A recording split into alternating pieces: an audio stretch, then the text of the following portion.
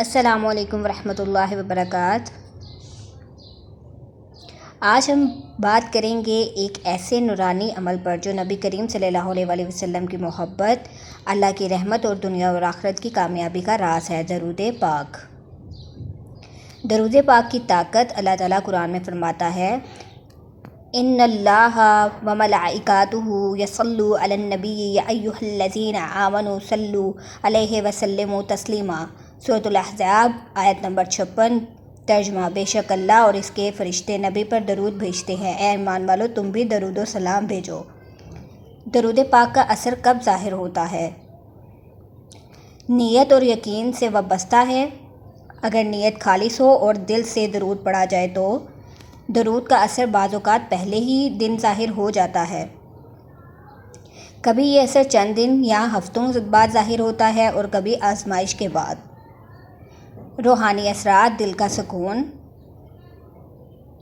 بے چین ذہن کو قرار، غصے، حسد اور رنجش کا خاتمہ، گناہوں سے دوری، ذکر الہی کی محبت پیدا ہونا،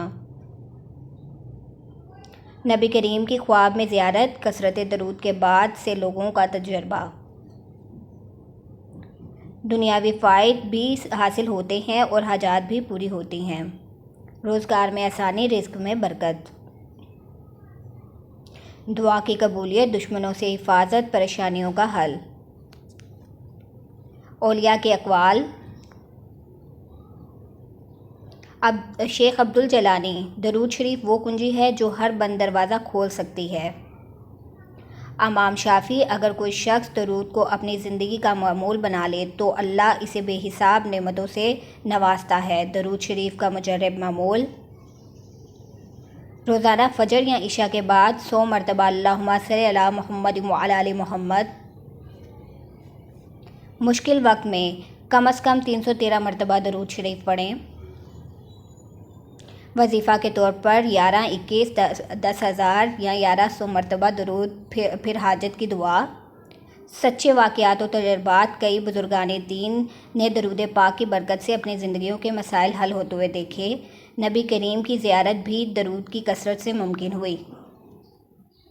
کچھ لوگوں نے درود کے بعد دعاؤں کا فوراً قبول ہوتے ہوئے دیکھا۔ نتیجہ: درود پاک صرف ثواب نہیں، یہ وہ نور ہے جو دل کو جلا دیتا ہے، جسم کو سکون دیتا ہے، اور اگر آپ درود کو اپنی زندگی کا حصہ بنائیں تو اثر آج نہیں تو کل مگر ضرور ہوگا۔